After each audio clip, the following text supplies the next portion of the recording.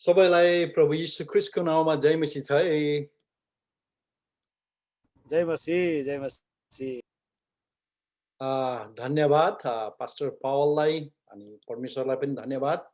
र आज यहाँ परमेश्वरको वचन तपाईहरुको माझमा लिएर आउने यो सुनौलो अवसर परमेश्वरले दिनुभयो र यसैले जतिजना जोडिनु भएको छ यसो हेर्दाखेरि तपाईहरु नेपालबाट हुनुहुँदो रहेछ, क्यानाडाबाट हुनुहुँदो रहेछ, अमेरिकाबाट हुनुहुन्छ, पक्कै पनि सायद कतिजना इन्डियाबाट हुनुहुन्छ होला, कोही भुटानबाट पनि हुनुहुन्छ पास्टर पावल?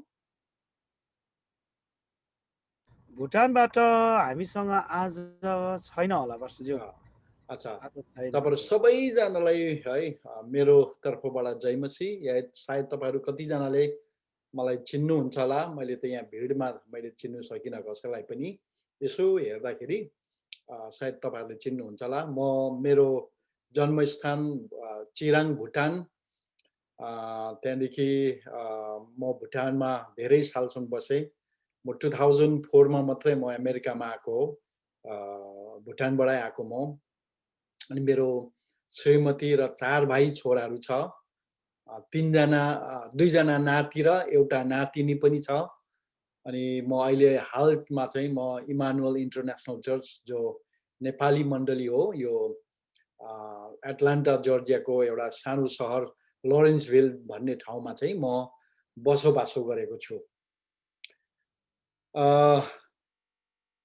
मैले प्रभु यीशु ख्रीष्टलाई पाएको चाहिँ 1981 साल सामरूप जोङखर भुटानमा मैले प्रभु यीशुलाई पाएको र त्यसपश्चात 1985 देखि लिएर जवान उमेरदेखि नै 17-18 वर्षको उमेरदेखि नै मैले प्रभुको सेवकाई गर्दै गर्दै आएको। जिन्दगीमा धेरै तलमाथि भयो तर पनि प्रभुको सेवकाई गर्नु छोडिन। प्रभुलाई धन्यवाद, उहाँले मलाई प्रभुको सेवकाई गर्ने योग्यको ठान्नुभयो र सेवा गर्ने अवसर पनि दिनुभयो।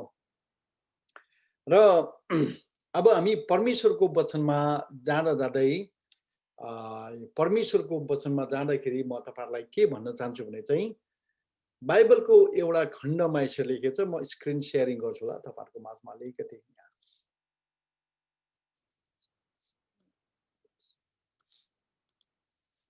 आजको यो उसमा चाहिँ हामी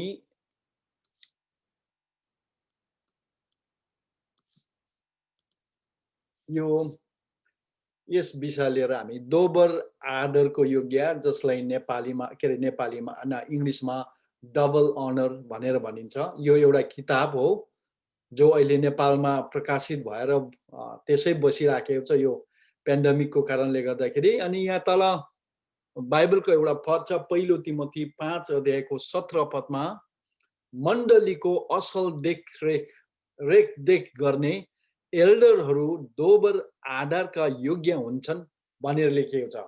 अनि यो कन्फरेन्स र यो किताब पनि त्यही दोबर आदरको योग्यबाट नै यहाँ तपाईहरुको माझमा हामी राख्दैछौँ। अब हामी अलिक आजको सेसनमा र आज हामी पास्टरले मलाई 2 घण्टा दिनु भएको छ तर म 2 घण्टा बोल्नु सक्दिनँ।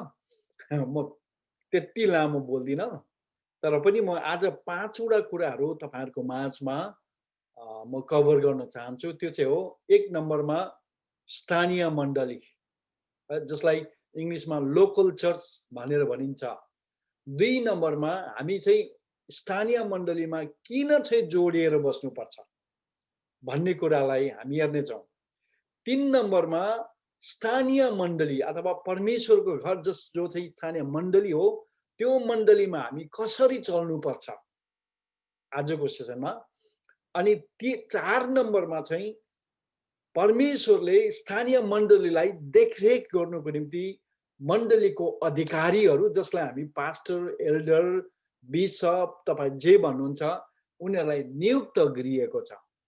अनि 5 नम्बरमा चाहिँ अधीनता भनेको के हो, अधीनमा बस्नु अथवा अधीनता भनेको चाहिँ के हो भन्ने विषय लिएर हामी हेर्नेछौँ। सबैभन्दा पहिले हामी स्थानीय मण्डलीको विषयमा हामी हेर्नेछौँ।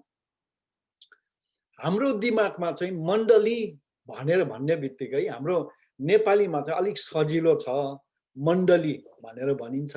मण्डलीको लाई बेग्लै अनि चर्च भवनलाई चाहिँ हामी चर्च भनेर भन्छौँ। या त कति ठाउँमा इन्डियातिर गिर्जा पनि भनेर भन्छ, तर हामी प्राय जस्तो मण्डली भवन भनेर चाहिँ हामी भन्छौँ। मण्डली भनेको चाहिँ चर्च भवन होइन, यद्यपि त्यहाँ हामी भेला भएर परमेश्वरको आराधना गर्छौँ। मण्डली भनेको संस्था पनि होइन, जहाँ चाहिँ राम्रो म्यानेजमेन्ट र एडमिनिस्ट्रेसनद्वारा चाहिँ कुनै कुराको लागि एउटा कुनै उद्देश्य राखेर त्यो संस्था चलाइन्छ, त्यो पनि होइन। मण्डली भनेको चाहिँ हाम्रो एउटा आत्मिक घर हो। बुझ्नुहोस् है, म फेरि पनि रिपिट गर्दैछु, तपाईँले राम्ररी सुन्नुहोस्। जतिजना तपाईँहरू फेसबुकमा हेर्नुहुँदैछ, तपाईँहरूले कतिजनाले अब युट्युबमा हेर्नुहुन्छ या त फेसबुकमा जहीँ पनि हेरे पनि म तपाईँलाई भन्न चाहन्छु, मण्डली भनेको चाहिँ हाम्रो आत्मिक घर हो, जहाँ हाम्रो आत्मिक पालन पोषण हुन्छ। त्यति मात्र होइन, मण्डली भनेको चाहिँ हाम्रो परिवार पनि हो, जहाँ एक दोस्रालाई दुःखमा, कष्टमा, समस्यामा पर्दाखेरि एक दोस्रालाई सहायता गरिन्छ। मण्डली भनेको चाहिँ अझै त्यसलाई त्यो मण्डलीको अर्थलाई अझै गहिरो प्रकारले हेर्नु हो भनेदेखि चाहिँ तपाईँले प्रेरितको कर्म 2 अध्यायको 41 पद कथातिर पढ्नु हो भनेदेखि त्यो मण्डलीको नक्सालाई राम्रो देख्नुहुन्छ।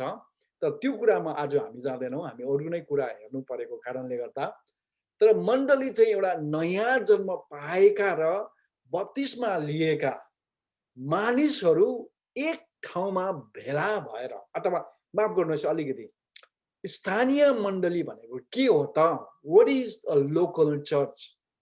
स्थानीय मण्डली भनेको के हो भनेर बुझ्नको निम्ति हामीले यो परिभाषा गर्न सकिन्छ, जसलाई यसरी भन्न सकिन्छ कि नयाँ जन्मेका अथवा नयाँ जन्म पाएका अनि बत्तिसमा लिएका विश्वासीहरू चाहिँ एक ठाउँमा भेला भएर परमेश्वरलाई आराधना गर्ने झुण्ड या त समूहलाई चाहिँ स्थानीय मण्डली भनिन्छ।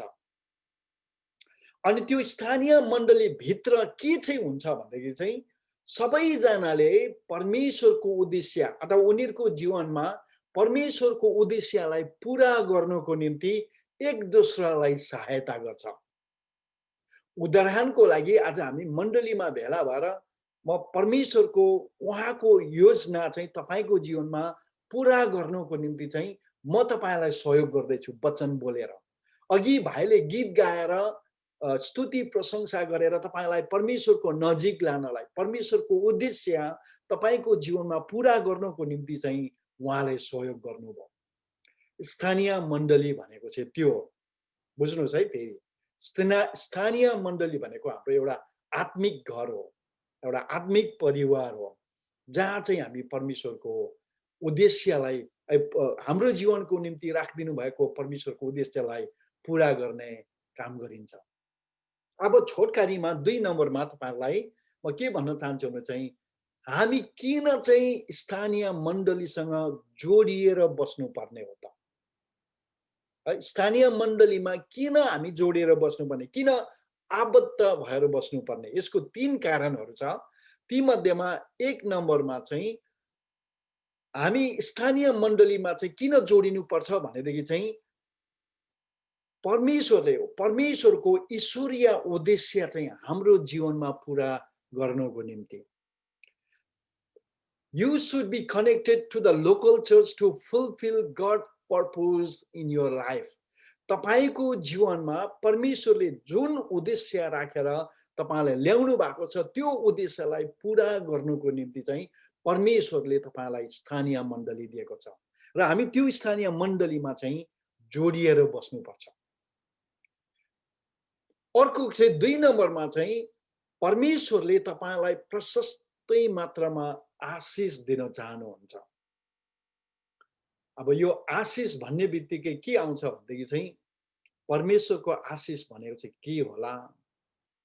विभिन्न मान्छेहरूको यो आशिषसँग उनीहरूको आफ्नो आफ्नै परिभाषाहरू छ, आफ्नो आफ्नै अर्थहरू छ। तर प्राय तपाईले बाइबल भित्र हेर्नुभयो भनेदेखि तपाईले आशिषको अर्थ के पाउनुहुन्छ भनेदेखि चाहिँ प्रशस्तता, सुस्वास्थ्य, है राम्रो सम्बन्ध, अथवा जब परमेश्वरको आशिष चाहिँ तपाईको जीवनमा आउँछ नि, तपाईको जीवनको तपाईको विवाहभित्र जब परमेश्वरको आशिष आउँछ, तपाईको विवाह यति साह्रो मिठास, तपाईको विवाहले तपाईलाई बिजाउनुको साटो चाहिँ तपाईलाई सुखी बनाउँदै लान्छ, सुख दिँदै लान्छ, शान्ति दिँदै लान्छ, है मिठो बनाउँदै लान्छ। तर तपाईको विवाहभित्र चाहिँ आशिष चाहिँ छैन भनेदेखि जति नै राम्री श्रीमती किन नहोस् तपाईको, जति नै राम्रे र है श्रीमान किन नहोस्, जति नै पैसा किन नकमाओस्, तर त्यो भित्र चाहिँ के हुन्छ, घाचाघुचु त्यो विवाहले चाहिँ तपाईलाई बिजाइरहन्छ, विवाहले तपाईलाई सुख र शान्ति दिनुको साथै बिजाइरहन्छ। यसकारणले गर्दाखेरि परमेश्वरको आशिष तपाईको विवाहमा आउनु हो भनेदेखि के भयो, तपाई स्थानीय मण्डलीमा जोडिएर बस्नु पर्यो। त्यसको अर्थ म अहिले एकछिनमा भन्छु। तपाईको जीवनमा अर्को आशिषलाई हामी हेर्यौं भनेदेखि जब तपाईको फाइनेन्समा के अरे रुपियाँ पैसामा परमेश्वरको आशिष आउनु थाल्छ, आफूले सोच्दै नसोचेको ठाउँहरुबाट, है कल्पना पनि नगरेको ठाउँहरुबाट तपाईको जीवनमा रुपियाँ पैसाहरु आउन थाल्छ। तपाईको सम्बन्धको इलाकामा साथी संगी है इष्ट मित्रको सम्बन्धमा पनि यो आशिष भनेको चाहिँ यो परिवार र पैसामा मात्रै के अरे सीमित रहँदैन, अरु पनि धेरै कुरा छ जो त्यसको छुट्टै विषयहरु छ। तपाईलाई यदि सिलास थापा युट्युब च्यानलमा जानुभयो या त सिलास थापा फेसबुक पेजमा जानुभयो भनेदेखि आशिषको अर्थहरु त्यहाँ तपाईले धेरै धेरै धेरै पाउनुहुनेछ। अनि त्यो आशिष परमेश्वरले हामीलाई हाम्रो स्थानीय मण्डलीद्वारा हामीलाई आशिष दिनु चाहनुहुन्छ। अनि कयौं कतिवटा आशिषहरु चाहिँ त्यो आशिष चाहिँ हामी मण्डली थ्रुबाट मात्रै पाउन सक्छौं, मण्डली थ्रुबाट मात्रै पाउन सक्छौं भनेको चाहिँ मण्डली स्थानीय मण्डलीको तर्फबाट मात्रै हामी त्यो आशिषहरु पाउन सक्छौं। भजन संग्रह 92 को 12 र 14 12 देखि 14 पदसम्ममा यसरी लेखेको छ। हामी सबैजना पढौँला, तपाईहरु पनि पढ्न सक्नुहुन्छ। यो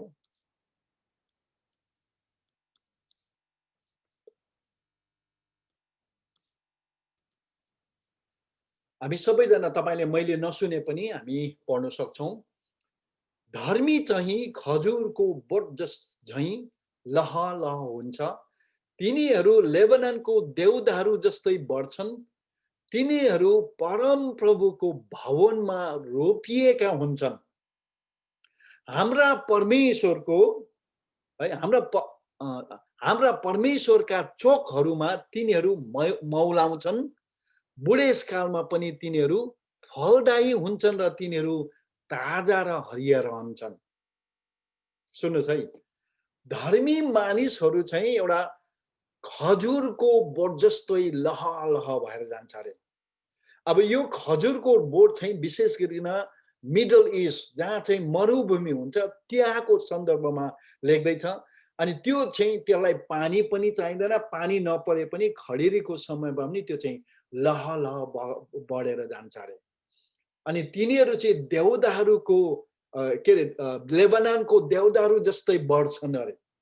लेबनानको देवदारू भनेको चाहिँ त्यसको मिठो बास्ना आउँछ अरे, त्यो धेरै सालसम्म बाँच्छ। अनि त्यति बेलाको जमानामा चाहिँ दरबारहरू ठुलो एकदमै ठुलो घरहरू अथवा राम्रो धनीहरूले घर बनाउँदाखेरि चाहिँ त्यो प्रयोग गर्थ्यो अरे। अनि सबैभन्दा हामीले याद गर्नुपर्ने चाहिँ तिनीहरू चाहिँ परम प्रभुको भवनमा रोपिएका हुन्छन्, हाम्रा परमेश्वरका चोकहरुमा तिनीहरू मौलाउँछन् अरे। हेर्नुस् है, धर्मी चाहिँ परम प्रभुको घरमा रोपिएर बसेको हुन्छ। धर्मी मानिसहरू चाहिँ के हुन्छ, उनीहरू परमेश्वरको चोकमा तिनीहरू मौलाउँछन् भनेको चाहिँ उनीहरू बढ्दै जान्छ है, वृद्धि हुँदै जान्छ हरेक कुरामा। अनि बुढेसकालमा पनि तिनीहरू फलदायी हुन्छन् र तिनीहरू ताजा र हरिया बस्छन्। अनि त्यो चाहिँ बुढेसकालमा पनि तिनीहरू चाहिँ ताजा र हरिया बस्छन् भनेर त्यहाँ लेखेको छ। इंग्लिशमा लेखेको छ के लेखेको हुन्छ चाहिँ 13 पदमा चाहिँ they are planted in the house of जेहोवा।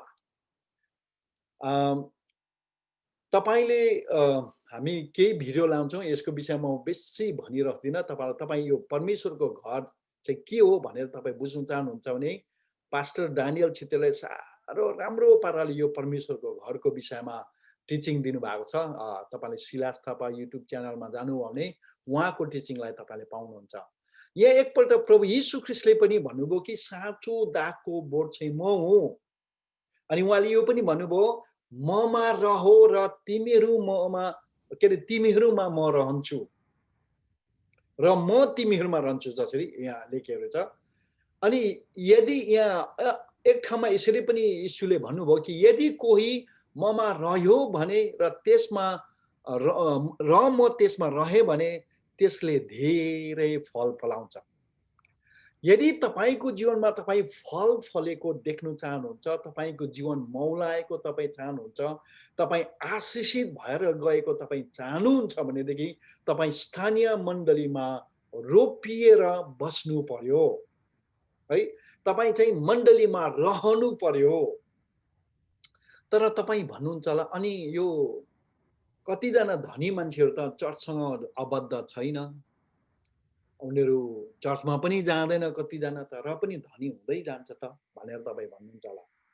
मैले यहाँ चाहिँ के अरे फल फलाउनु भनेको अथवा मौलाउनु भनेको बुढेसकालमा पनि हरियाली भन्नु भनेको चाहिँ धन सम्पत्ति कमाउनु र आर्थिक सफलता पाउनु मात्र होइन। तपाईलाई थाहा छ धेरैजना धनी मान्छेहरू छ, उनीहरूको ब्याङ्कभरि पैसा छ, तर घरमा शान्ति छैन, सुख छैन, काममा सुख छैन, शान्ति छैन, धेरै कुरामा जीवनमा सुख छैन, शान्ति छैन। तर यहाँ परमेश्वरले जुन आशिष दिनु हुँदैछ मण्डलीद्वारा, त्यसमा परमेश्वरको आशिष रहन्छ। परमेश्वरले स्थानीय मण्डलीलाई 3 नम्बरमा चाहिँ किन चाहिँ राख्नुहुन्छ त, दिनु भएको छ त भन्दाखेरि चाहिँ स्थानीय मण्डलीले चाहिँ तपाईलाई आत्मामा पालन पोषण गरेर तपाईलाई परिपक्व र एउटा पाको मानिस बनाइदिन्छ, तपाईलाई एउटा सिद्ध मानिस बनाइदिन्छ। एफएसी 4 अध्यायको 11 पददेखि तपाईले 15 पदसम्म पढ्नुभयो भनेदेखि त्यहाँ परमेश्वरले प्रेरितहरू, अगमवक्ताहरू, प्रचारकहरू, पास्टर र शिक्षकहरू यी 5 पञ्चदलीय सेवकाई दिएको छ। किन भन्दाखेरि चाहिँ तिनीहरूले चाहिँ मण्डलीलाई सिकाएर सेवकाईको निम्ति, सेवाको कामको निम्ति तयार गर्नलाई, इक्विप, इङ्ग्लिसमा इक्विप भन्छ, हामी नेपालीमा तयार भनेर भन्छौँ। तर तिनीहरूलाई चाहिँ सेवक बनाएर परमेश्वरको कामको निम्ति तयार गर्नलाई, उनीहरूलाई परिपक्व बनाउनलाई, उनीहरूलाई चाहिँ आत्मामा दरिलो बनाउनुको निम्ति ती वरदानहरू मण्डलीमा परमेश्वरले दिनुभएको छ। यस कारणले गर्दाखेरि यो आशिष तपाईले मण्डली बाहेक अरू कहीँ पनि पाउनुहुन्न। बुझ्नुभयो? मण्डली बाहेक तपाईले अरू ठाउँमा कहीँ पनि पाउनुहुन्न। कयौँचोटि तपाईले सोच्नुहुन्छ होला बाइबल स्कुलमा गएर यी कुराहरू पाउँछ, सिक्छ, यो राम्रै हो, तर बाइबल स्कुल पनि एक प्रकारले हेर्यो भनेदेखि जहाँ 2 कि 3 जना भेला हुन्छ त्यहाँ चाहिँ के हो, परमेश्वरको उपस्थिति हुन्छ। त्यो पनि एउटा मण्डली नै हो। र विशेष गरी म तपाईलाई म यहाँ किन के चाहिँ भन्न चाहन्छु भने चाहिँ म भुटानबाट आएको, हाम्रो पालोमा हामी जब भर्खरै प्रभुमा आउँदै थियौं त्यति बेला चाहिँ हाम्रो भुटानमा पास्टरहरू थिएन।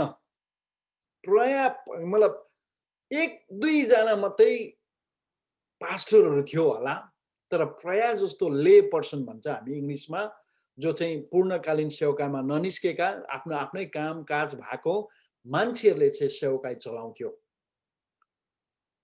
अनि कहिले कहीँ त यति साह्रो अल्छिलादो वचन सुनाउँथ्यो क्या, बोल्नु पनि कोही बेला त 2-2 घण्टा बोल्थ्यो उनीहरू, तर फेद्न टुप्पको कहाँदेखि के भनेको, कोही पास्टरहरूले, कोही प्रचारकहरूले आजको हप्ता पनि त्यही वचन, अर्को हप्ता पनि त्यही वचन, त्यहाँदेखि उता पनि महिनौं के अरे महिनौँ महिनासम्म एउटै कुरा दोहोऱ्याएको है, यतिसम्म कि अब यो पास्टरले यो एउटा भनाइसकेर त्यहाँदेखि उता के भन्छ भन्ने कुराहरू पुरा थाहा हुन्थ्यो।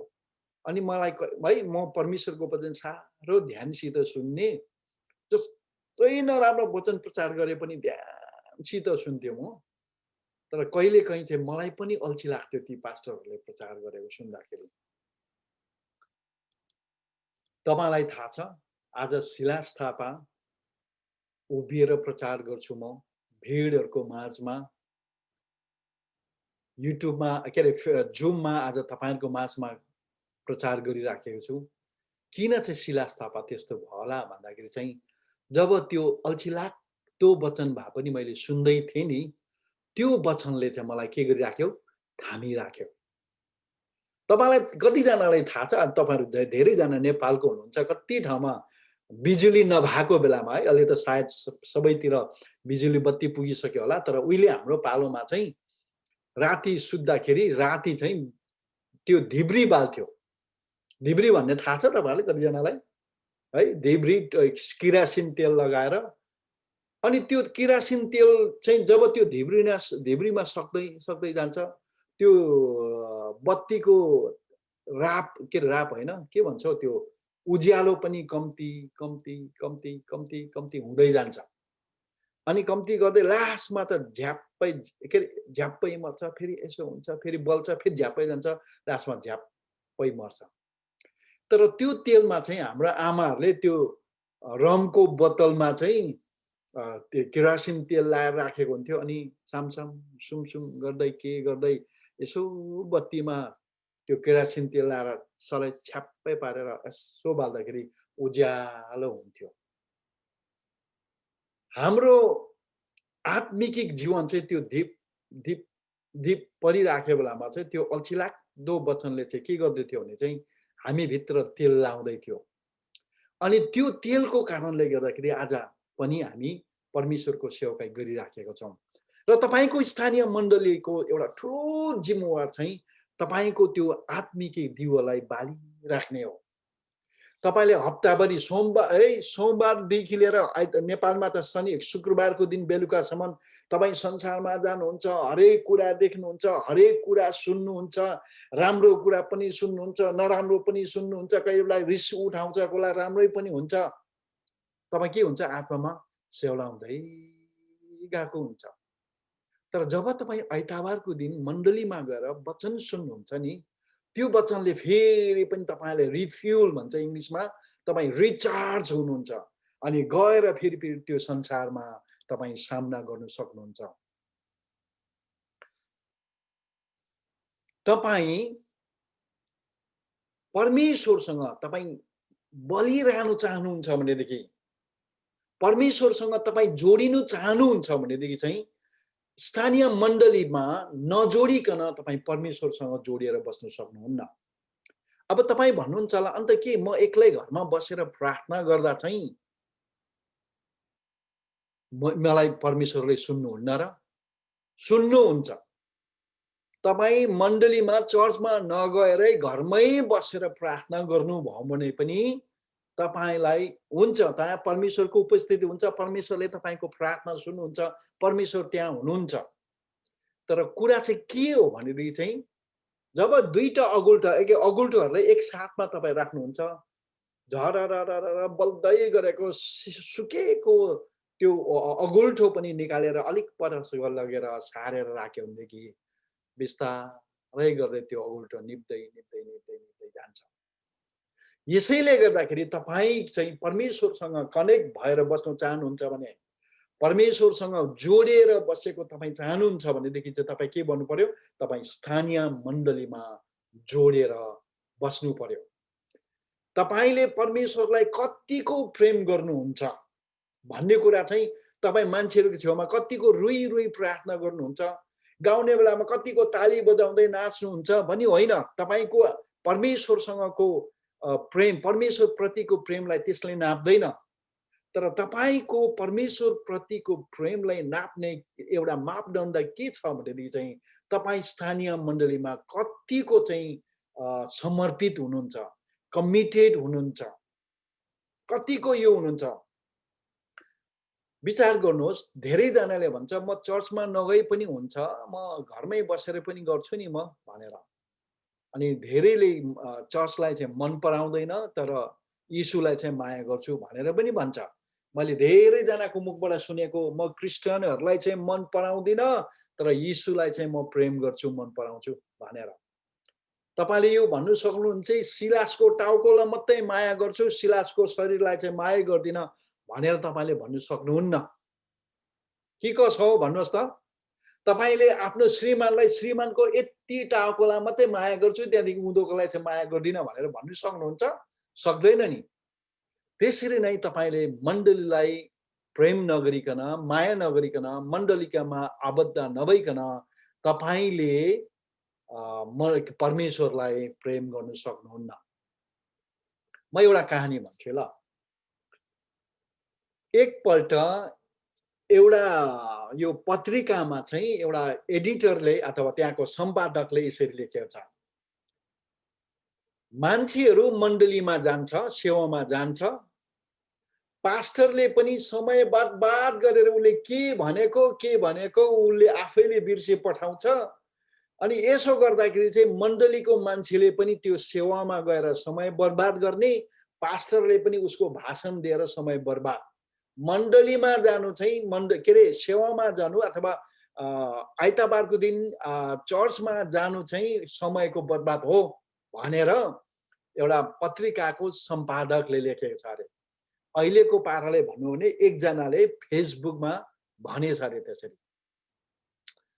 अनि के भएछ भन्दाखेरि चाहिँ त्यो विषय लिएर चाहिँ धेरै बहस भएछ अरे धेरैजना। अहिले पनि फेसबुकमा त्यो कमेन्टहरू हान गरिरहेको हुन्छ नि, त्यसै कसैले के भन्ने भनेर चाहिँ निकै हप्तासम्म त्यो पत्रिका चाहिँ राम्रो चलेछ अरे क्या। त्यो कारणले गर्दाखेरि मान्छेले पढ्दै लेख्दै यो गर्दै गर्दाखेरि चाहिँ अनि एक दिन त एउटा मान्छेले यस्तो लेखेछ अरे,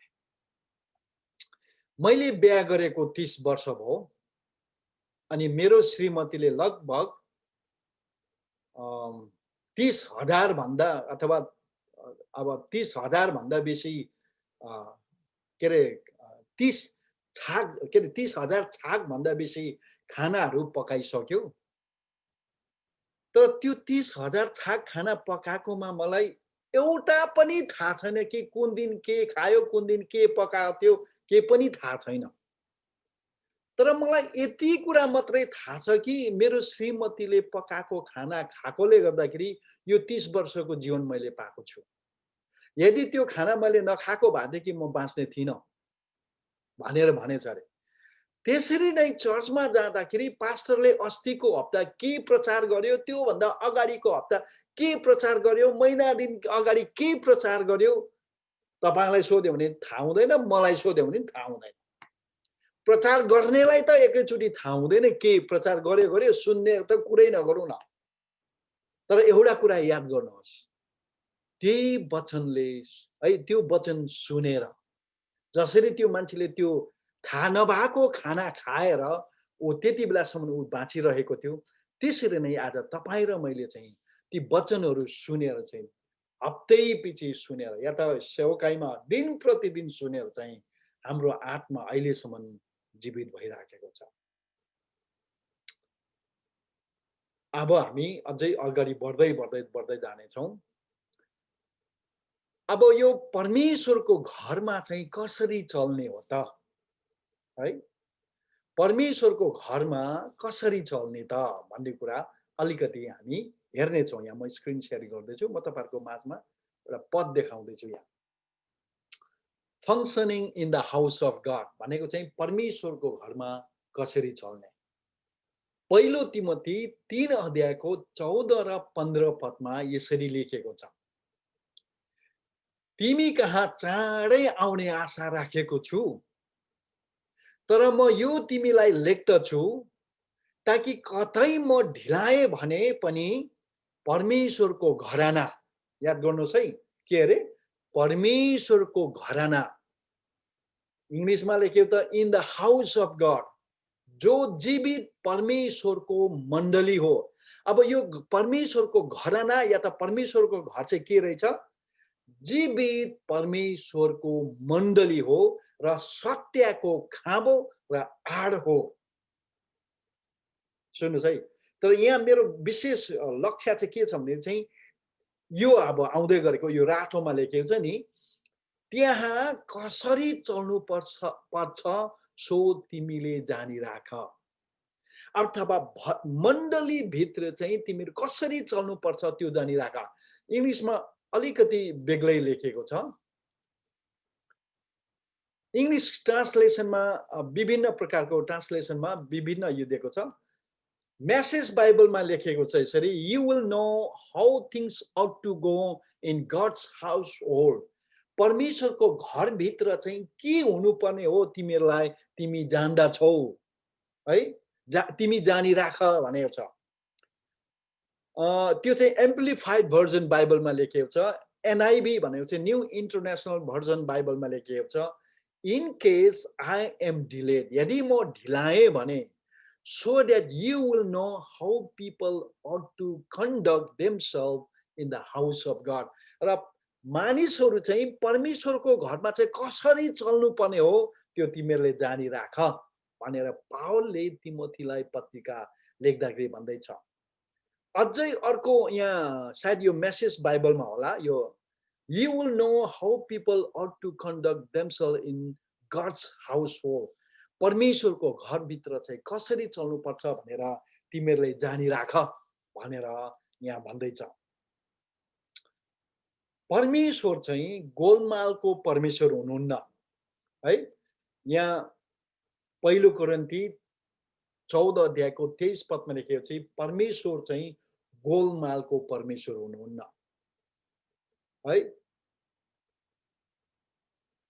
For God is not a God of disorder. Golmaal भनेको चाहिँ डिसअर्डर भनेको चाहिँ लथालिङ्गको परमेश्वर हुनुहुन्न। परमेश्वर लथालिङ्गको हुनुहुन्न भनेर हामी कसरी चाल पाउँछौँ? उहाँको सृष्टिलाई हेर्नुहोस् त, कति पर्फेक्ट छ, कति चाहिँ मिलेको छ। यो पृथ्वीमा चाहिँ नि अक्सिजन चाहिँ अलिकति कम्ती भएको भए पनि हामी यहाँ बाँच्न सक्ने थिएनौँ। यो पृथ्वीमा पृथ्वीको तापमान चाहिँ अलिकति पनि तलमाथि भएको भए पनि हामी यहाँ बाँच्न सक्ने थिएनौँ।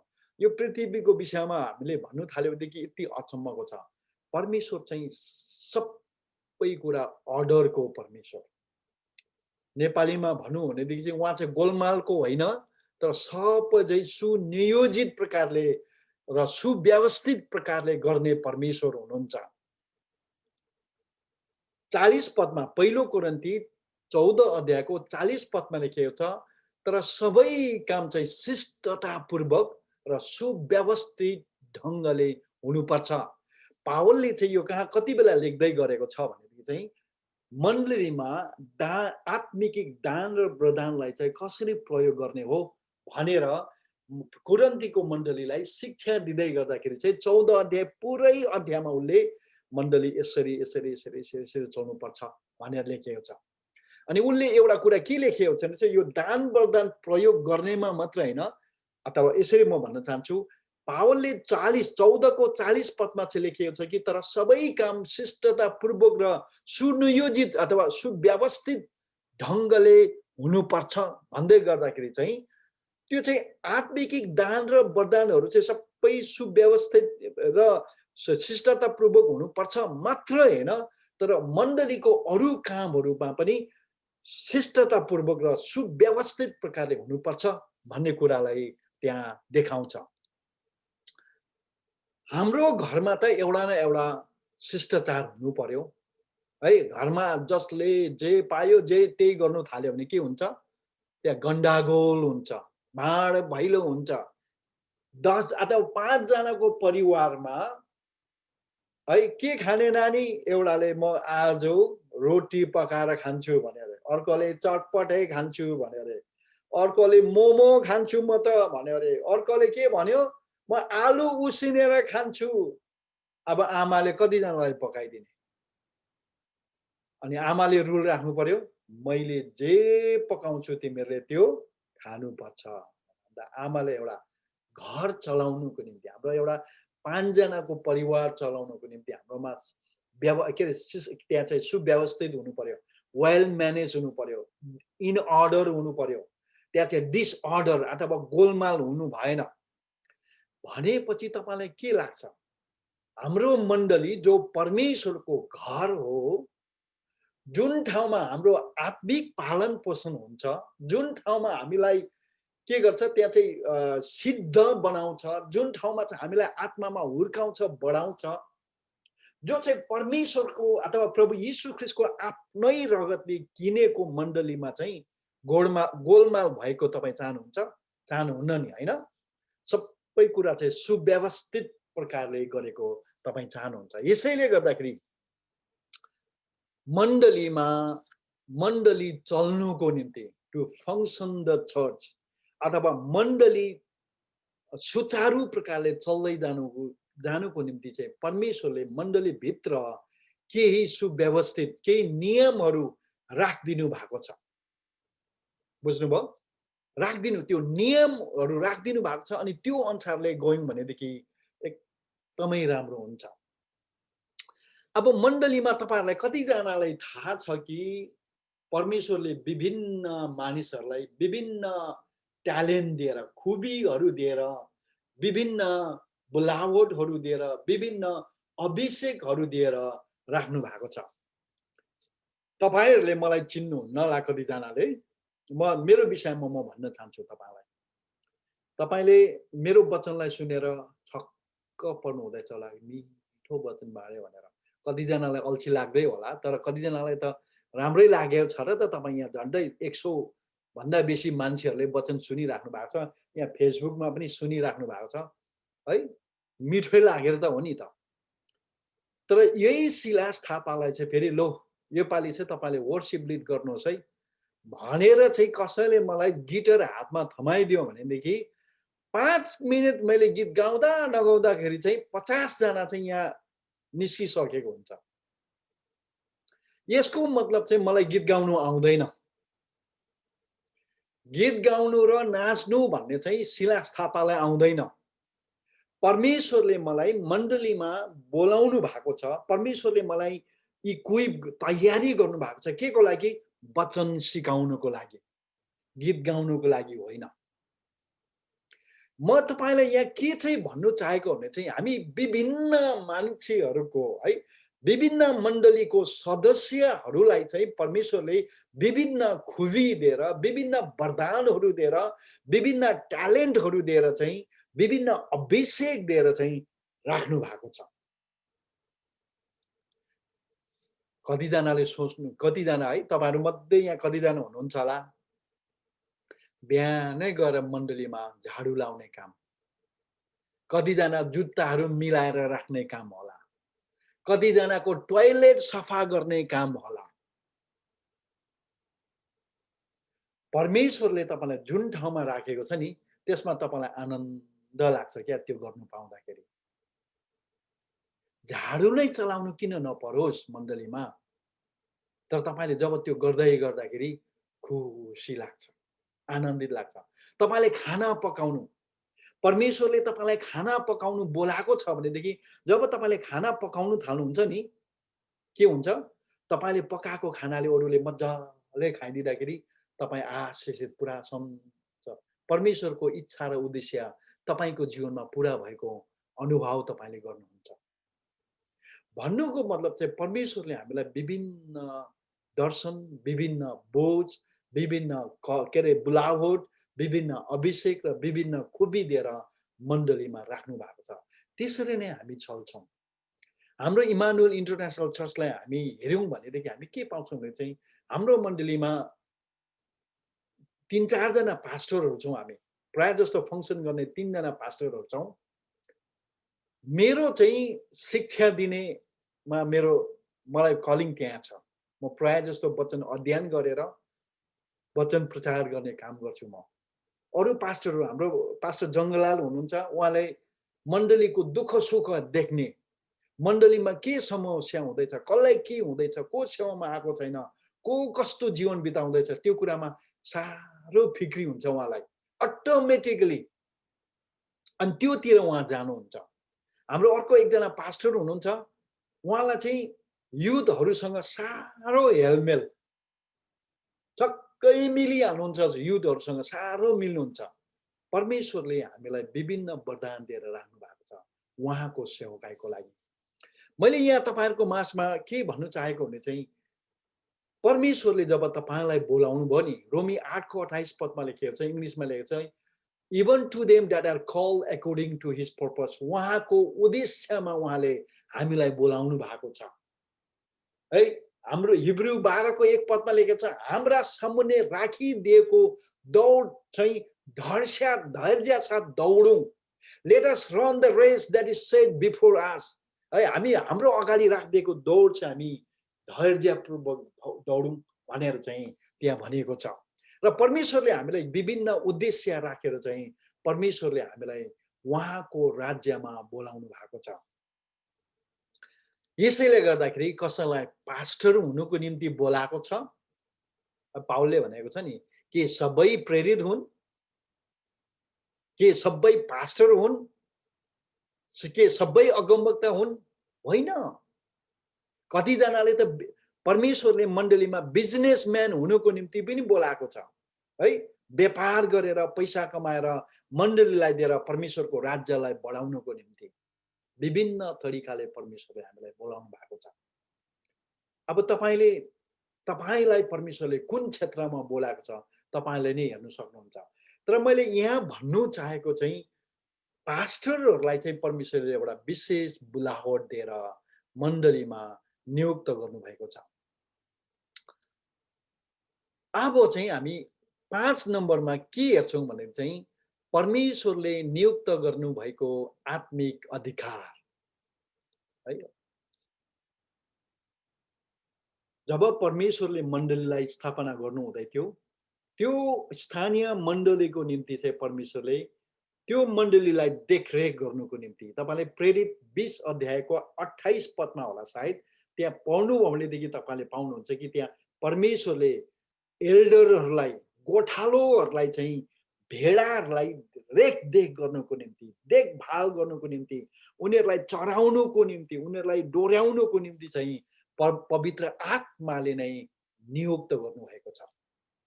परमेश्वरले उहाँको मण्डलीको प्रतिनिधि गर्नको लागि उहाँले चुन्नु भएको अधिकारीहरूलाई मण्डलीमा राख्नु भएको छ। उहाँले के गर्नुभयो? उहाँको प्रतिनिधि गर्नुको निम्ति है।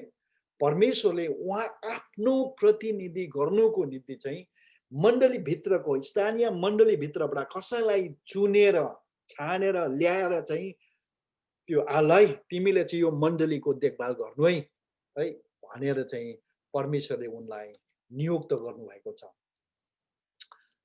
अनि ती पास्टरहरू चाहिँ अथवा धर्मगुरुहरू भनौँ विशेष गरिन, जो एल्डरहरू धेरै मण्डलीमा कसैलाई पास्टर भन्छ, कसैलाई बिशप भन्छ, कसैलाई एल्डर भन्नुहुन्छ होला, कसैलाई बडा भन्नुहुन्छ होला, कसैलाई अङ्कल भन्नुहुन्छ होला है। धेरै ठाउँमा विभिन्न भिन्न नामहरूले बोलाइन्छ।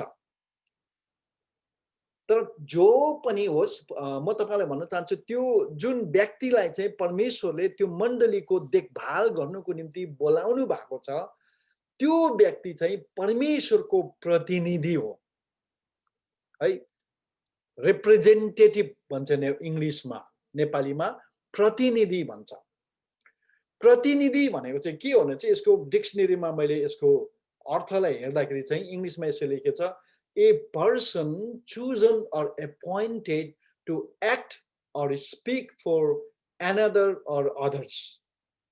नेपालीमा चाहिँ म त्यसलाई सजिलो प्रकारले भन्न चाहन्छु, कसैको पक्षमा भएर काम गर्नु या त बोली दिनलाई नियुक्त गरिएको व्यक्ति नै प्रतिनिधि हो। बुझ्नुभयो? प्रतिनिधि। तपाईँ गाडी के अरे 50 माइल पर आवर कुदाउनु पर्ने ठाउँमा तपाईले 100 माइल कुदाएर गयो भनेदेखि तपाईको पछि पछि को आउँछ? पुलिस आउँछ। पुलिस आएको चाहिँ त्यो पुलिस चाहिँ नाम मात्रै हो, तर खासमा के आएको? त्यो स्टेटको सरकार चाहिँ तपाईको पछि पछि आउँदैछ।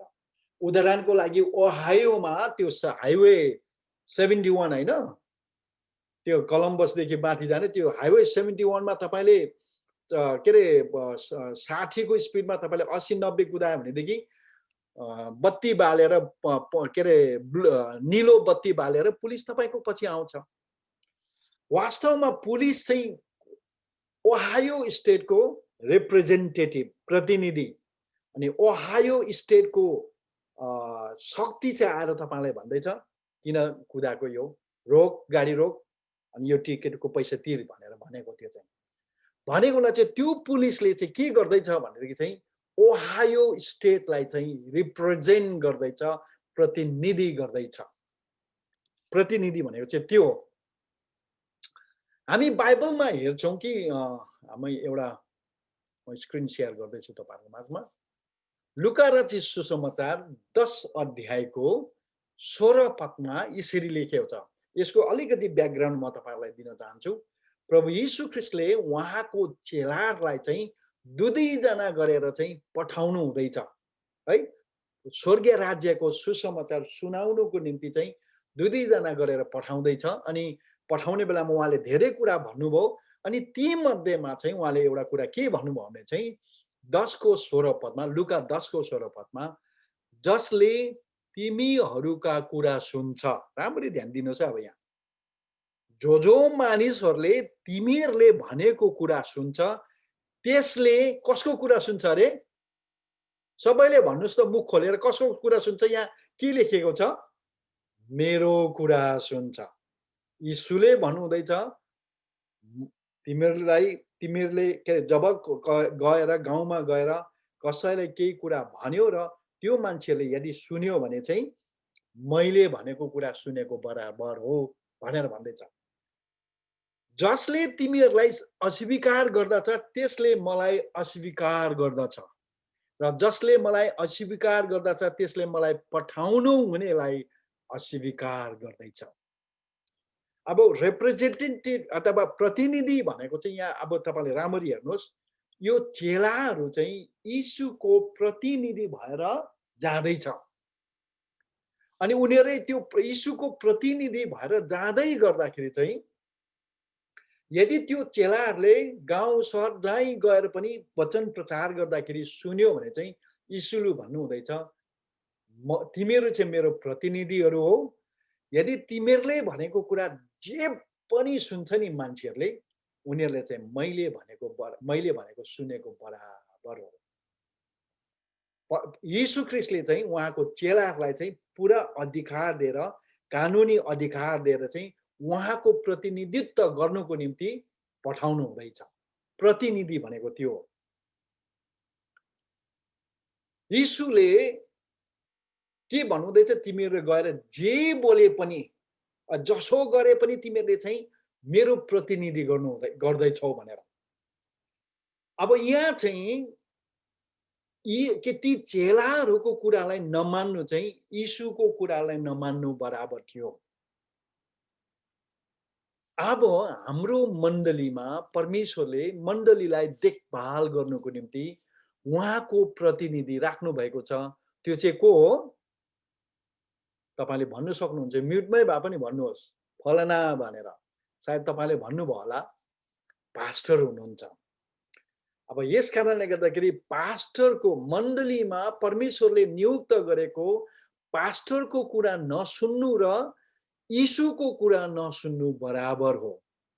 साथसाथै परमेश्वरले प्रतिनिधि गरेर पठाउनु भएको पास्टर, परमेश्वरले पवित्र आत्माले नियुक्त गर्नु भएको पास्टरको कुरा सुन्नु र है प्रभु यीशु ख्रीष्टले भनेको कुरा सुन्नु बराबर हो।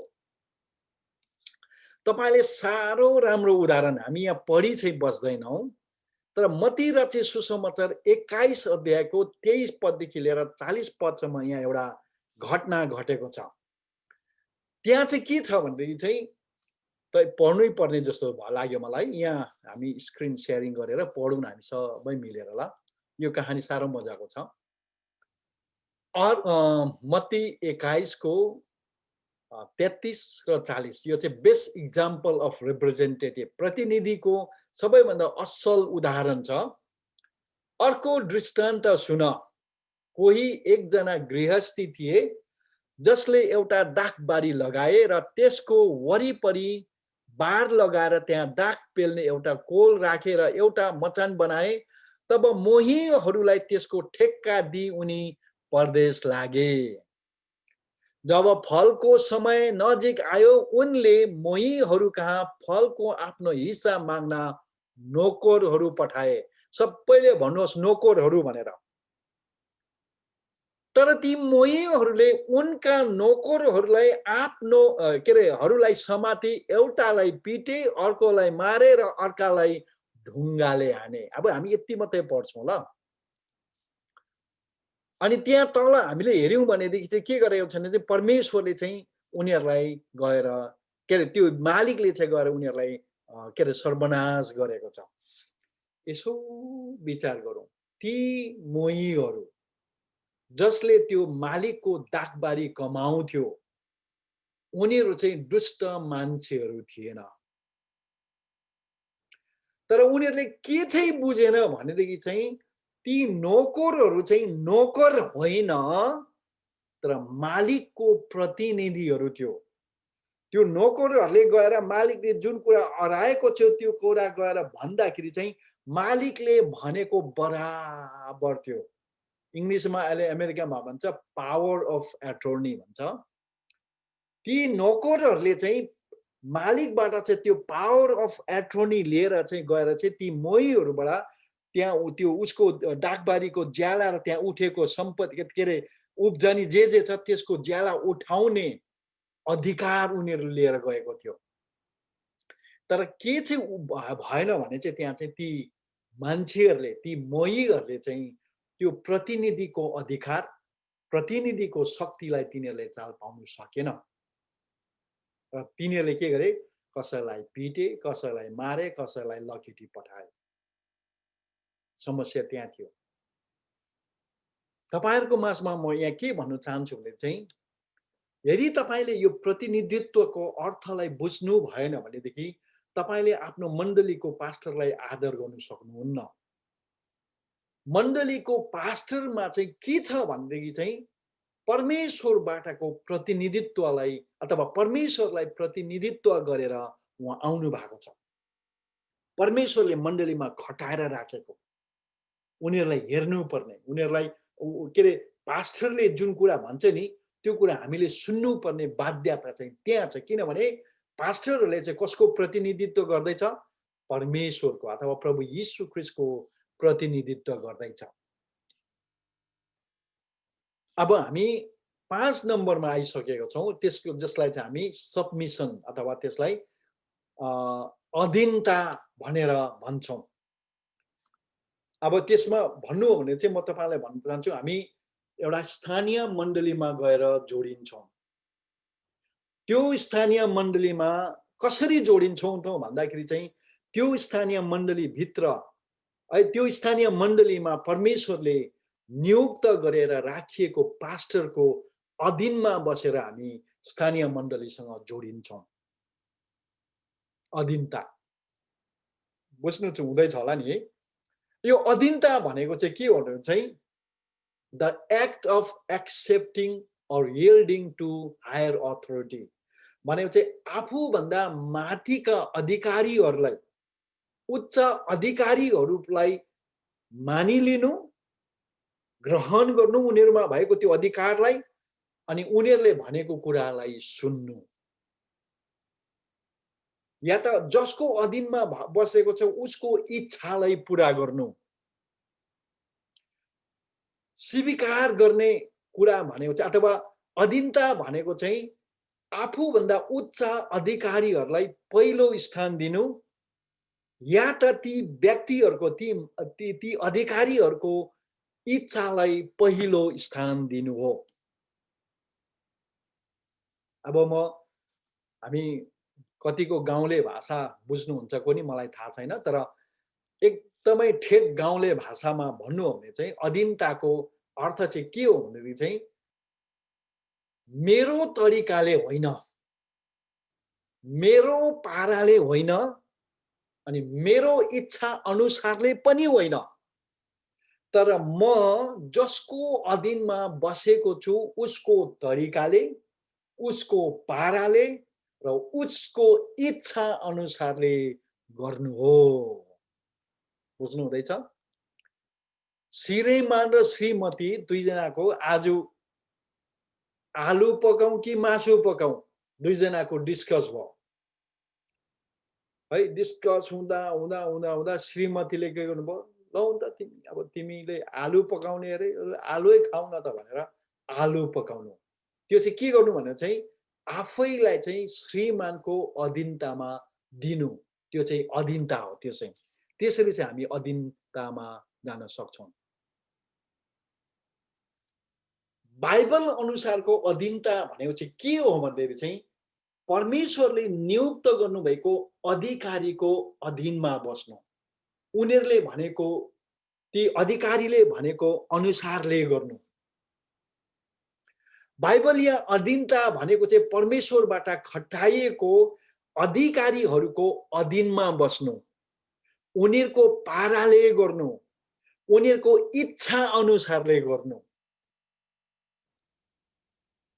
अब भोलि सायद हामी हेर्छौँ होला, हामी किन चाहिँ हामीले हाम्रो पास्टरहरूलाई आदर गर्नुपर्ने भन्ने कुरा हामी भोलि हेर्छौँ।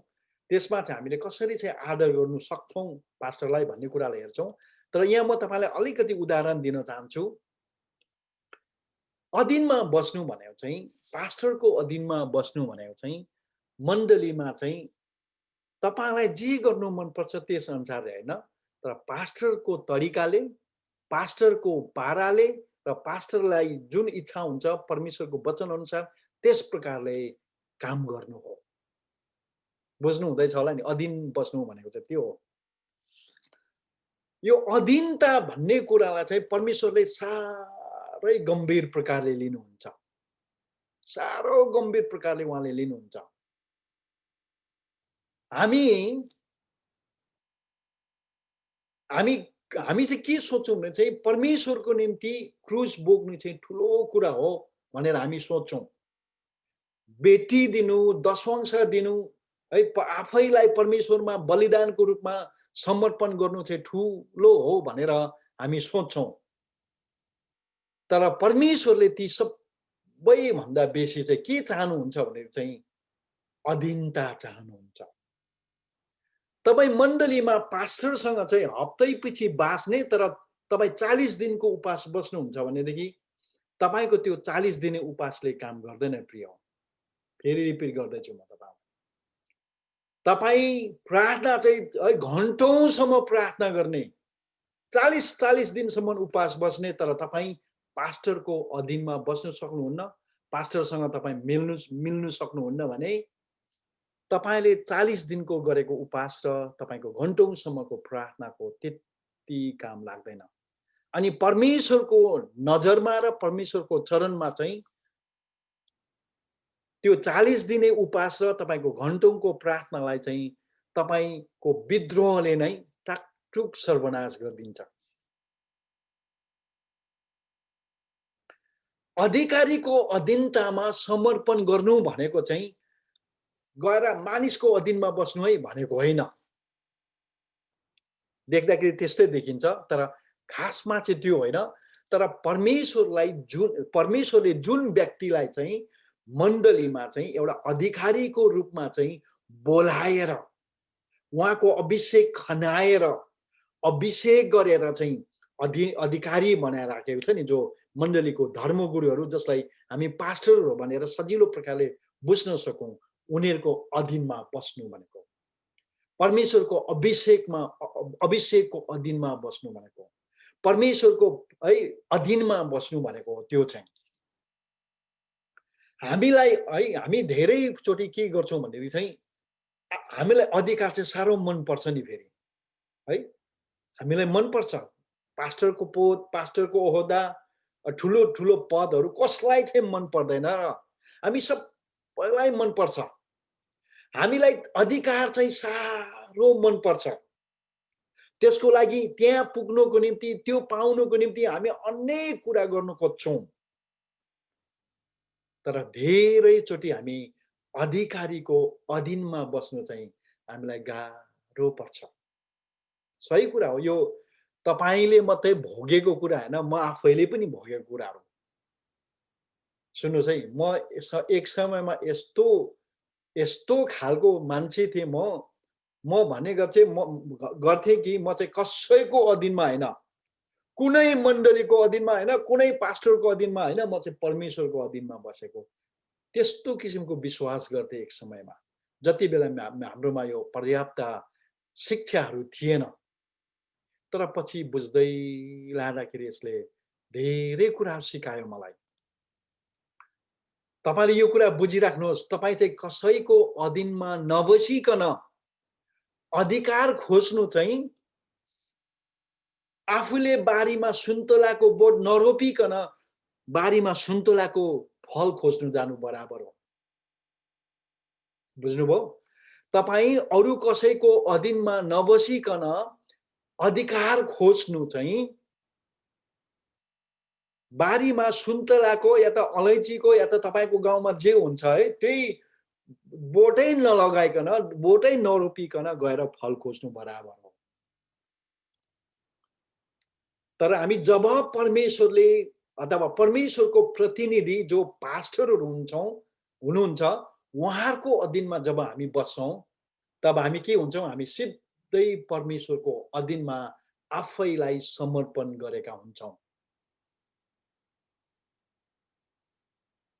यदि हामी अधिकारीहरूको अधीनमा बस्न चाहँदैनौं भने परमेश्वरले पनि हामीलाई अधिकारीको पद दिनलाई है के रे अधिकारीको पद दिनु सक्नुहुन्न। सायद तपाई जबरजस्ती सिंहासनमा है कसैको सिंहासनलाई खोसेर बस्ने कोसिस गर्नुहुन्छ होला, त त्यो एउटा नियम मात्रै हुन्छ। अब म अर्को सत्यता यहाँ तपाईलाई म भन्दैछु। यो सत्यता मैले सायद 20-30 वर्ष अगाडि जानेको भएदेखि मेरो जीवन धेरै बेग्लै हुन्थ्यो होला। हाम्रो अधिकार चाहिँ यतिसम्म सीमित हुन्छ, जति तपाई कसैको अधीनमा बस्नु सक्नुहुन्छ, तपाईले पनि त्यति नै अधिकार पाउनुहुन्छ। जति तपाई अरूको अधीनमा बस्नु सक्नुहुन्न, तपाईले त्यो अधिकार पनि तपाईले त्यतिकै पाउनुहुन्न।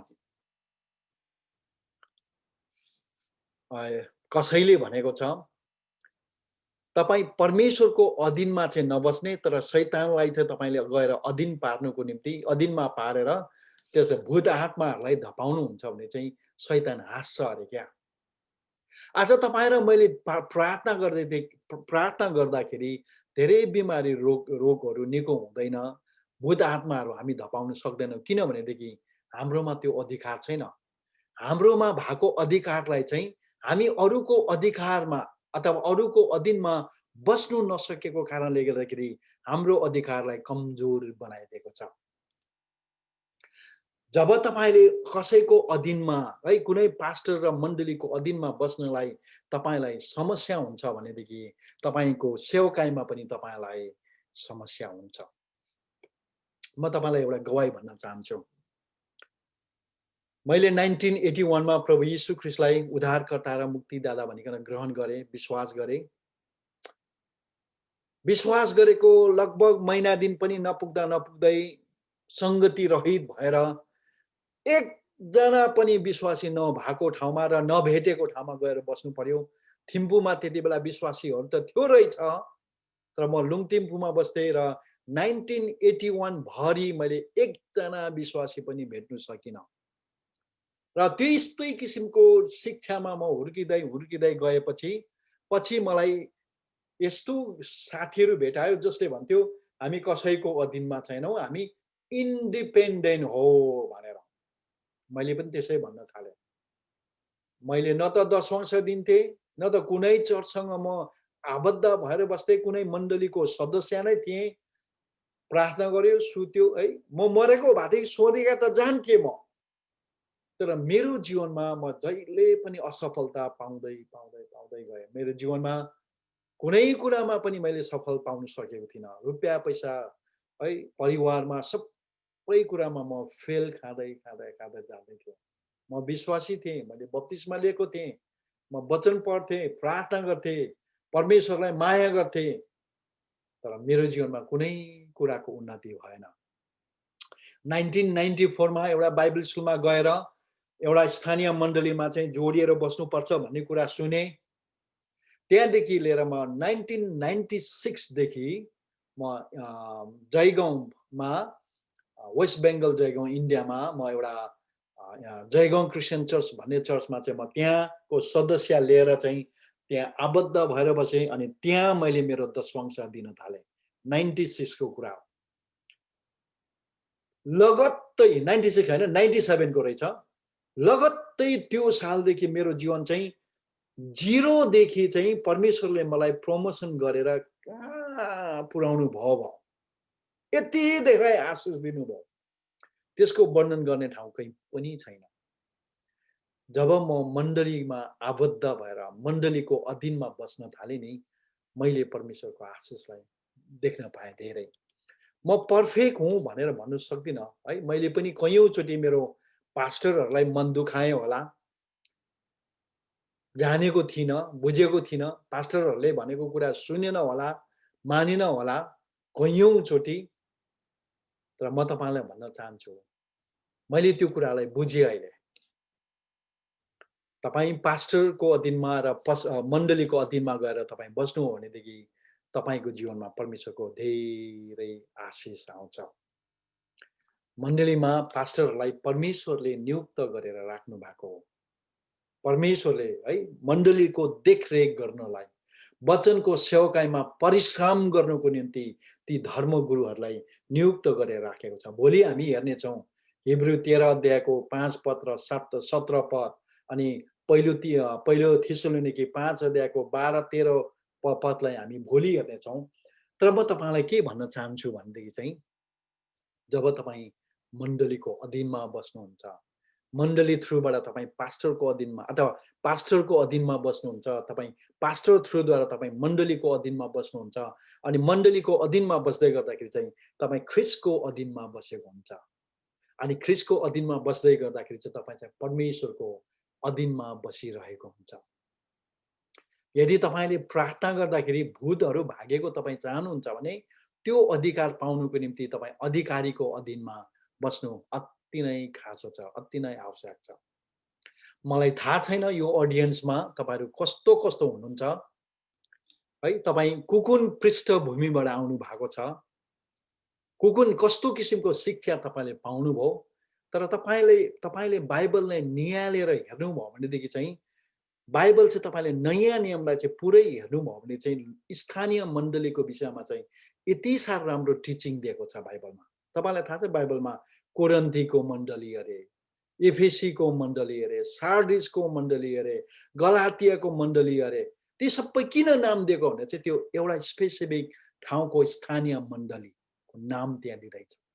अनि ती मण्डलीमा भएका विश्वासीहरूलाई भनेर पावलले धेरै पत्रहरू लेखेको छ। रोमीको मण्डलीलाई है त्यहाँ भएका मण्डलीहरूलाई, स्थानीय मण्डलीहरूलाई पावलले पत्रहरू लेख्दैछ। अब अलिकति अप्ठ्यारो पनि भनिराखौँ होला, तपाईहरुले अप्ठ्यारो नमान्नुहोस्। म युजुअली अप्ठ्यारो कुरा भन्दिनँ, तर यहाँ मलाई अलिकति भन्नु मन पर्यो। आज धेरै प्रचारकहरू, शिक्षकहरू, सेवकहरू, सेविकाहरू छन् जसलाई तपाईले सोध्नु भयो भने तपाईको स्थानीय मण्डली चाहिँ कहाँ हो भनेर सोध्यो भने उनीहरुले छैन, म जहीँ गए पनि हामी जतै गयो त्यही हाम्रो मण्डली भनेर भन्छ। उनीहरुको कमिटमेन्ट कुनै एउटा मण्डलीमा छैन। उनीहरुको एकाउन्टेबिलिटी कुनै एउटा मण्डलीमा उनीहरुले दिएको छैन। उनीहरुले जीवनमा गल्ती भयो भनेदेखि उनीहरुलाई सच्याउने कोही पनि छैन है। यस्तो भएन, यस्तो गर्दा कसो होला भनेर सल्लाह दिने पनि कोही छैन। यदि तपाईँ यो भिडमा यदि त्यस्तो व्यक्तिहरू हुनुहुन्छ भनेदेखि म तपाईलाई एउटा च्यालेन्ज दिन चाहन्छु। 1 वर्ष चाहिँ तपाईँ पास्टरको एउटा मण्डलीको सदस्य लिएर त्यो मण्डलीको अधीनमा बस्नुहोस्, पास्टरको अधीनमा बस्नुहोस्, पास्टरलाई आदर गर्नुहोस् अनि तपाईको सेवकाईमा कस्तो किसिमको भिन्नता आउँछ तपाईले मलाई भन्न सक्नुहुन्छ। आशिष, परमेश्वरको आशिष चाहिँ त्यसरी बग्दै बग्दै बग्दै जान्छ। तपाईलाई थाहा छ बाइबलमा लेखिएको छ नि के अरे समाजका दाजुभाइहरू एक साथमा मिलेर बस्नु चाहिँ अति नै मनोहर कुरा हो। अनि त्यहाँ तलतिर लेखिएको छ त्यो चाहिँ एउटा हारूनको शिरमा खन्याएको तेल जस्तै हो जो चाहिँ त्यो बग्दै बग्दै बग्दै गएर तल कठालोसम्मै जान्छ भनेर। याद गर्नुहोस् परमेश्वरको अभिषेक चाहिँ जहिले पनि शिरदेखि बग्दै बग्दै बग्दै बग्दै जान्छ। परमेश्वरको त्यो अभिषेक जब ममा बगेको छ तर मेरो यो दाहिने हात चाहिँ अलिकति पर गएर बस्यो भनेदेखि त्यो दाहिने हातमा त्यो अभिषेक बगेर जान्छ होला? जान्छ भन्नुहोस् त? जाँदैन भने यस्तो गर्नुहोस् न, एकछिन लु गर्नुहोस् त, यस्तो गर्नुहोस् त, जाँदैन हो भने जाँदैन। यदि तपाईलाई परमेश्वरको अभिषेक चाहिएको छ भनेदेखि तपाई शिरसँग जोडिएर बस्नुहोस्। अनि शिरसँग जोडिने चाहिँ तपाई शिरमा गएर यहाँ मात्रै जोडेर हुँदैन, तपाई शरीरसँग जोडिनु पर्यो। शरीर चाहिँ मण्डली हो। अनि मण्डलीसँग जोडिनुको निम्ति तपाई पास्टरसँग जोडिनु पर्यो, पास्टरको अधीनमा बस्नु पर्यो। अनि तपाईमा चाहिँ त्यो अभिषेक तपाईमा बग्दै बग्दै बग्दै जान्छ। हालेलुया। म प्रार्थना गर्नेछु, हामी सबैजना आँखा बन्द गरेर प्रार्थना गरौँ। हामी एकछिन प्रार्थना गरौँ। तपाई एकछिन प्रार्थना नगर्नुहोस्, प्रार्थना गर्नु सुरु गरि नहाल्नुहोस्। म तपाईलाई सानो इन्स्ट्रक्सन दिन्छु।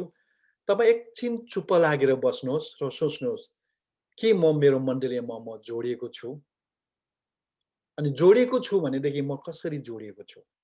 सायद भोलि म तपाईलाई भन्छु होला तपाई कसरी चाहिँ जोडिनु सक्नुहुन्छ स्थानीय मण्डलीमा भनेर। जोडिनु भएको छ कि छैन? तपाई हप्तामा एकछिन पास्टरका अनुहार पास्टरलाई देखाउनु मात्रै जानु हुँदैछ कि त्यो मण्डलीसँग तपाई साँच्चै नै जोडिनु भएको छ? तपाई मण्डलीसँग जोडिनु भएको छ भनेदेखि नि त्यो मण्डलीको माया लाग्छ तपाईलाई, त्यो मण्डलीको वास्ता हुन्छ तपाईलाई, त्यो मण्डलीप्रति मण्डलीको निम्ति के गर्ने चाहना तपाईलाई हुन्छ, इच्छाहरू जागेर आउँछ। तर तपाईलाई मण्डलीमा गयो आयो तपाई मण्डलीमा हप्तैपछि गएर पनि तपाई नजोडिएको हुन सक्छ। त्यो मण्डलीमा तपाईले कुनै पनि योगदान नपुर्याएको हुन सक्छ। तर तपाईसँग आज म यही बिन्ती गर्नु पर्यो, प्रभु म त मेरो स्थानीय मण्डलीसँग म कसरी जोडिन सक्छु? मलाई के को निम्ति स्थानीय मण्डलीमा मलाई के कामको निम्ति के जिम्मेवार दिएर के अभिषेक दिएर के खुबी दिएर मलाई राख्नु भएको छ? प्रभु मलाई पवित्र आत्मा मलाई देखाइदिनुहोस् भनेर सोझो हृदय लिएर शुद्ध हृदय लिएर आज तपाई परमेश्वरसँग प्रार्थना गर्नुहोस्। आउनुहोस् हामी सबैजना प्रार्थना गर्नेछौँ। एकछिन चुप लागेर बस्नुहोस् अनि त्यसपश्चात तपाई प्रार्थना गर्नु थाल्नु सक्नुहुन्छ। Thank you Jesus. हामी सबै एकछिन सोच्नेछौँ परमेश्वरले हामीलाई कुन बुलाहट दिएर, कुन अभिषेक दिएर, कुन जिम्मेवार दिएर, परमेश्वर कुन वरदान दिएर मण्डलीमा राख्नु भएको छ। हामी उहाँलाई सोधौँ, उहाँलाई सोधौँ। सोध्नुहोस् प्रिय हो, सोध्नुहोस् तपाईले। Thank you, Jesus. Hallelujah. Blessed be the name of the Lord. Blessed be the name of the Lord. Blessed be the name of the Lord. Blessed be the name of the Lord. सायद परमेश्वरले तपाईलाई मण्डलीको मण्डलीमा झाडु लाउनु, चेयरहरू मिलाउनु, है टोयलेटहरू सफा गर्नुको निम्ति पनि देखाउनु हुँदैछ होला। विश्वास योग्य भएर गर्नुहोस् त्यो काम। सायद परमेश्वरले तपाईलाई खानाहरू पकाउनु, कुनै कार्यक्रमहरू हुँदाखेरि खाना पकाउनुको निम्ति बोलाउँदै होला।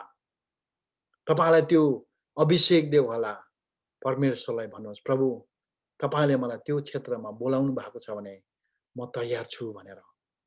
या त गीत गाएर वर्शिप लिड गर्नुको निम्ति, बजाएर वर्शिप लिड गर्नुको निम्ति, बाजा गजा बजाउनु, है मण्डलीको अरू कामहरू गर्नुको निम्ति या त परमेश्वरले तपाईलाई बिजनेस गरेर पैसा कमाएर मण्डलीमा दिनको निम्ति या त मण्डलीको अरू अरू कामहरूमा सहयोग गर्नको निम्ति मण्डलीमा बिमारीहरूको निम्ति गएर प्रार्थना गरिदिनुको निम्ति भिजिटिङ दिनुको निम्ति या त तपाईलाई कसैलाई गएर सुसमाचार सुनाउनुको निम्ति तपाईलाई परमेश्वरले बोलाएको छ कि तपाईले सोध्नुहोस्। कसैलाई गएर बिमारीहरूलाई रोगीहरूलाई प्रार्थना गरिदिनुको निम्ति बोलाएको होला, कतिजनालाई समाज सेवा गर्नुको निम्ति बोलाएको होला। तपाईँ विश्वास योग्य सहित परमेश्वरले तपाईको हृदयमा तपाईलाई जे लगाइदिएको छ त्यसलाई भन्नुहोस्, प्रभु त्यो अभिषेकलाई म लिन्छु, त्यो वरदानलाई म ग्रहण गर्छु। तपाईले जुन खुबी र जुन ट्यालेन्टहरू तपाईले मलाई दिनुभएको छ तपाईको महिमाको निम्ति म प्रयोग गर्नेछु भनेर तपाईले प्रार्थना गर्न सक्नुहुन्छ। Thank you Jesus. प्रभु यहाँ तपाईको छोराछोरीहरू धेरै छन् जसलाई तपाईले विभिन्न क्षेत्रमा विभिन्न पाराले विभिन्न तरिकाले तपाईले बोलाउनु भएको छ। प्रभु तपाईं एक एकको साथमा रहनुहोस्, उहाँहरूलाई तपाईको बुलावट र तपाईको अभिषेकमा र तपाईको वरदानमा विश्वास योग्य भएर तपाईको सेवा गर्नुको निम्ति तपाईको शक्ति र सामर्थ्य दिनुहोस् र तपाईले सहायता गर्नुहोस्। धन्यवाद छ प्रभु एक एकलाई तपाईले छुनु भएको निम्ति यीशुको नाममा आमेन आमेन। धन्यवाद पास्टर पावल। मेरो यति नै हो। मैले अघि नै भने म 1 घण्टा या त बेग्नै बोल्यो भने पनि 1.5 घण्टा भन्दा बेसी म बोल्नु सक्दिनँ भनेर र यति बोलिसकेको छु मैले। र यो समय म फेरि पनि पास्टर पावललाई या त कसलाई सञ्चालक जसले गर्नुहुँदै थियो उहाँलाई म यो समय दिन चाहन्छु।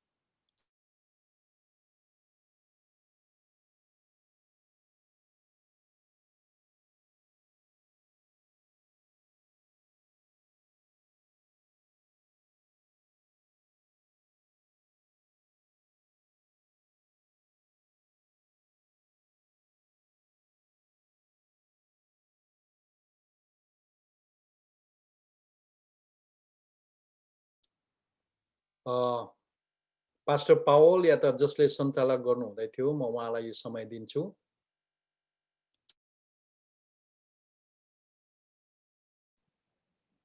हजुर, जय मसीह सबैजनालाई।